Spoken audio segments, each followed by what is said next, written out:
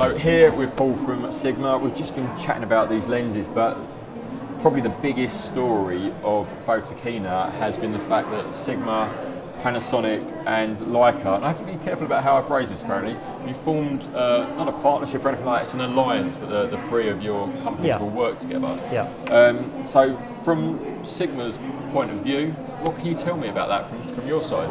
Well, as you say, it's an alliance, so the three companies have been in discussions and decided, well actually from our point of view, that the Leica Lmount is probably the best mount to produce a full-frame mirrorless camera in terms of its size, because you've got to think about the flange distance and the throat size and the communication. It's very durable as well. We were looking for a while to produce a new mount for a full-frame mirrorless system, and actually the L mount is probably the best, as I say, the best solution. So it does make sense from our point of view in terms of camera manufacturing to join that. And similar with Panasonic, because of course we can't really talk on their behalf, but they used a Micro Four Thirds system, and that isn't really big enough to produce full frame. So the three of us get on board. We're working together, but of course we're still separate. We're not particularly competing with each other. Leica's a very, very good brand. Produced expensive equipment. Panasonic, are very good with new technology, bringing that to market very fast. We have a great reputation for lenses, so we can bring that to the party. And also, as I say, our Foveon-based cameras, we've got one eye on that, and that's something which hopefully will appear next year with a full-frame version. That's what we're looking to do. So we could next year potentially have a Sigma Lmount camera with a Foveon sensor. That's the plan, yeah. We're going to stop production of SA mount cameras from now on. The lenses, SA mount lenses will keep going for the time being, but the focus will perhaps more now be on the L mount, and certainly with camera production from now on, they will only be mirrorless. We won't be producing SLRs anymore, so they'll be mirrorless and using the L mount system.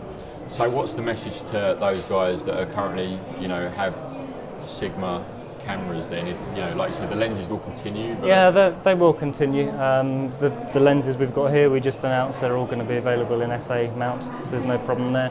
If in the future they decide to shift to the L mount, we'll be releasing two adapters as well, an SA mount to L mount, so you can use all our existing Sigma mount lenses, and also an EF mount to L mount as well, which we're excited. So that'll be Sigma's own EF mount, Canon mount to the L system. So that opens up the system to an even broader range. Yeah, that's really interesting. So obviously you couldn't, I'm going to speak on Paul's behalf, not going to speak on Paul's behalf, but obviously potentially, and compatibility issues aside, potentially you'll be certainly getting Sigma Canon EF mount lenses working on the adapter to the L mount, and that might open it up that via that you could be Canon's own lenses, and I'm not expecting Paul to confirm anything to do with that because it's not his place to, but that's really interesting that opens up that L mount again even wider than potentially it already is. I think it's really exciting. I think it's a good move for all three companies, and it's going to be really interesting the next year to see where that goes and how that can affect the dominance of, obviously, Sony, and now we've got Canon and Nikon joining that full frame party. That's right. Yeah. It's going to be really fun to see how it all works, and I think it's a good move for you guys to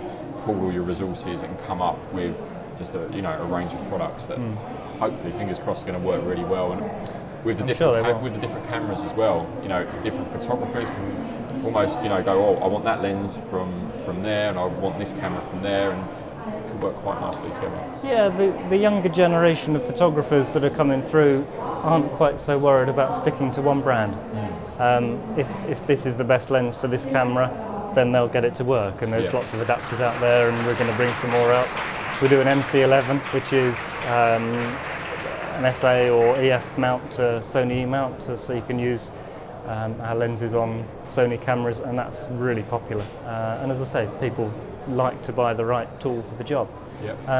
In terms of our cameras, it opens up other users, Canon users perhaps, to the Foveon system. And we've always used an SA mount, and Canon users particularly saying, well, I'd like to try the Foveon, but of course I've got a huge investment in lenses, Exactly, which is understandable. And now that's opened up. So I think it's very good news for all three companies.